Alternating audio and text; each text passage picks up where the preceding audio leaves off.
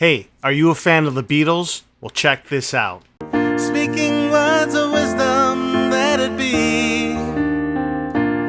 All right, stick around. We're going to talk about that cover song. I'll break it down for you. Hold for the intro.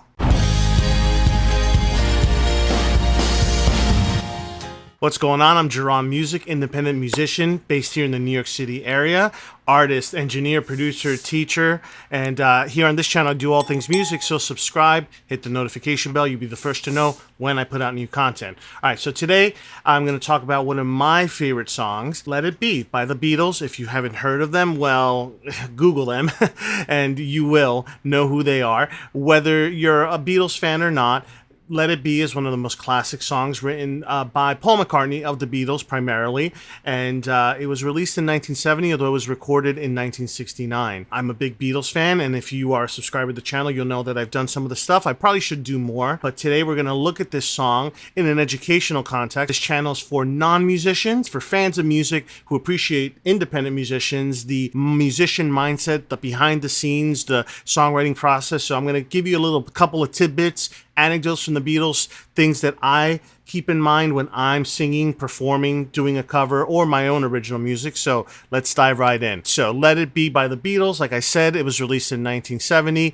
Apparently, from what I know of Beatles history and lore, this song came to Paul McCartney in a dream. So I'll tell you that much. Let's listen to a little bit of the first couple of lyrics and verse 1, and we'll talk more about that. When I find myself in times of trouble, Mother Mary comes to me, speaking words of wisdom, let it be. If you haven't heard of the song, it's totally fine. I suggest you listen to the original recording on one of the streaming platforms. This song, apparently, like I said, came to Paul McCartney in a dream. Paul McCartney lost his mother when he was very young, about maybe, I think, 13 or 14. So at this point in 1969, he's about like in his late 20s. He's one of the most famous musicians in the world. So think of Harry Styles, but back in 1969, that was Paul McCartney. He was the Harry Styles of his day.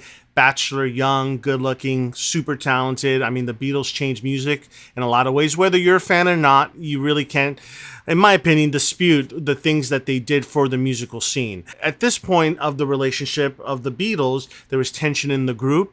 They were essentially breaking up, and this was kind of documented in the wonderful documentary Get Back. You should check it out. Made by the director, the guy that did the Lord of the Rings films, Peter Jackson. He did a wonderful job. It's long, though, so you got to be a hardcore Beatles fan like me, but I loved seeing, again, the behind the scenes, how this band operated, their process, kind of what I'm trying to show you here as an independent musician. Hey, quick time out. If you're enjoying this content and you want to go beyond just being a casual viewer, subscriber, or follower, well, then I got something for you. I encourage you to head on over to my Patreon page where you can become a true fan and or supporter of my music journey, my content creation, and growing this channel and other platforms. There you can choose from any tier, each having its own exclusive perks and benefits. Your support there as a patron helps me further build a community and keeps me motivated and able to create more content and music for you. I'll put a link in the description or on screen. All right, now back to our program. So as I was saying, this song came to Paul McCartney in a dream. He lost his mom,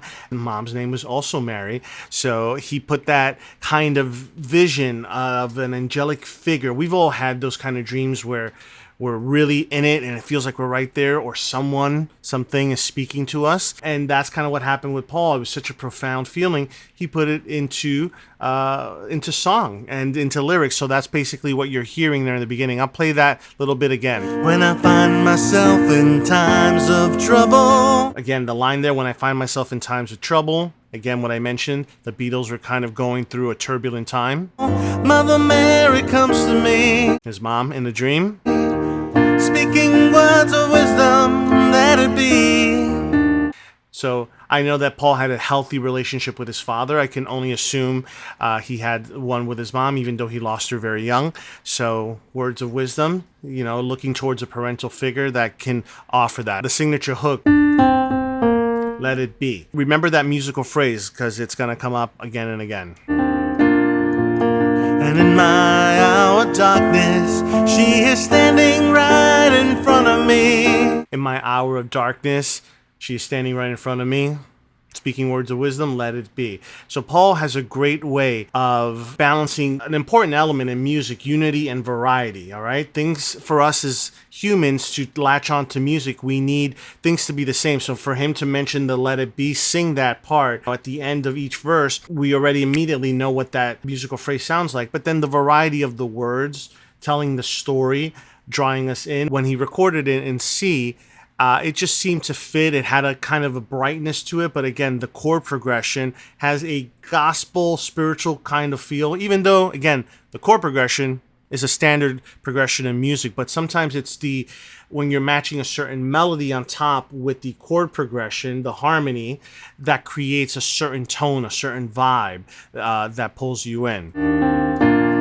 Let it be, let it be, let it be, yeah, let it be. A great example of that hook, the let it be hook, being said over and over again in slightly different notes, but very pleasing to the ear, very much of a statement. It pulls you in. It gets his message across. Whisper words of wisdom, let it be.